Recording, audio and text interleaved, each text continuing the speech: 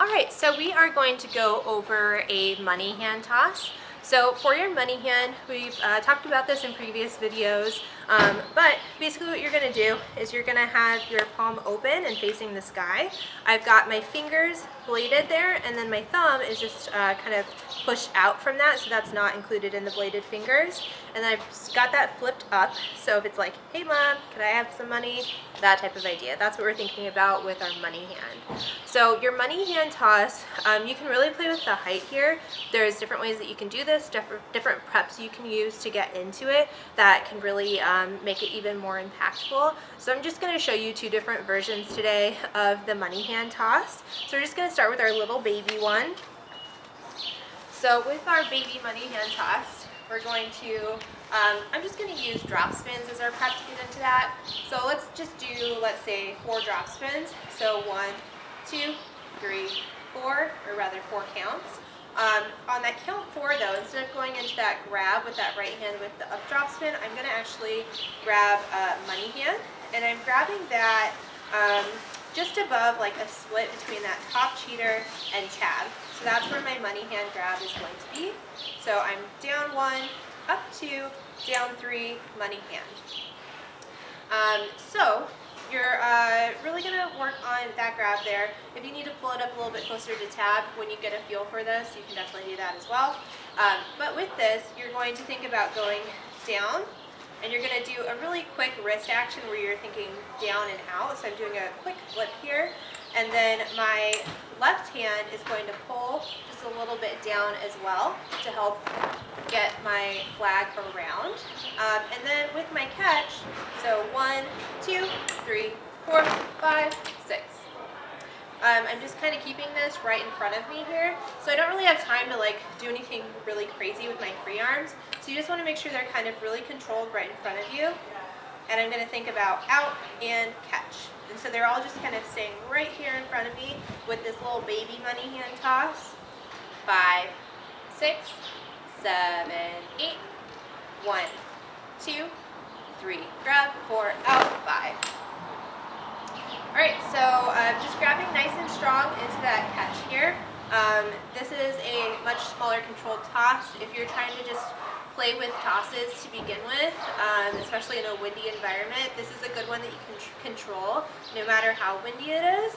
This is one that you should be able to, once you get the technique down, really nail every time, so that's nice. So my catch here is actually at that hidden tape. That's where my left hand is, and that is thumbs up at the silk. And then my right hand is thumbs up at the tab here. So boxed out at that position for my grab. I'm just going to show you that from the back. 5, 6, 7, 8. 1, 2, 3, 4, 5, 6. So that's your little baby money hand toss. That's a good place to start. You do have to have some wrist strength, so if you're trying to build your wrist strength, that's a really good one to understand how you need to control your wrist and how you can really get the flexibility and the strength in there to really twist for a solid release. So that's our starter one. We've also got a bigger money hand toss that we can do. So my favorite prep for this type of money hand toss is to take my tab in my left hand, so I'm thumbs up with that. My right hand is where I'm going to put my money hand grip, and I'm just going to do that splitting my 2 cheaters, so I'm at mid-pull here. And I'm just going to start straight up and down in front of me. You'll see that I'm lifted a little bit in that left shoulder, and then my right hand is just underneath my belly button here. And then I'm just going to do a really nice wide bottom stir with the pull. So it's the pull side that is going to be stirring, but just like with a pot stir, you want to keep the top end of your flag above you. So make sure you're not doing this type of thing where you're stirring over your shoulder. I'm keeping the silk above my head as I do this. And then you're going to then come down and then out. Another common name for this is a J toss because of the movement that you make with your right hand as you release. So you're going to think about coming down, starting to form the letter J. So I'm down and coming up with that release. So think about that in your right hand, down and letter J, if I'm starting from this up. So This is a nice big one. Depending on how high you want your toss, you can adjust your release arm and push it higher if you would like. Another way that you can build up your money hand tosses is to grab further down on the pole. The further down that you grab, the higher the toss you're gonna have. So if you wanna make a really big, pretty toss, you'll just grab lower. Okay, so to release our larger money hand toss, I'm gonna go into a nice big stir. As I mentioned, we're gonna do that nice J motion with our hand here, and you're really going to lift into that with that right hand. And depending on how much you lift, you can get more height to it, which will take it a little bit longer to come down. You can put more strength into it to give it even more of a rotation. So to put more strength into it, first of all, you can give more oomph to your release in this right hand. So when I'm coming down and out, I'm thinking down, making my J. And then when I get to the top of my J, I'm doing like a down and out motion, like really quick flip there with my right hand. And then my left hand actually is going to do quite a bit there too. So you could just do this with your thumbs staying straight up and down here. And I'm like right about at my hidden tape here in my silk. So you can pull down with that left hand as you go into that release to help get a little bit more of an oomph to it.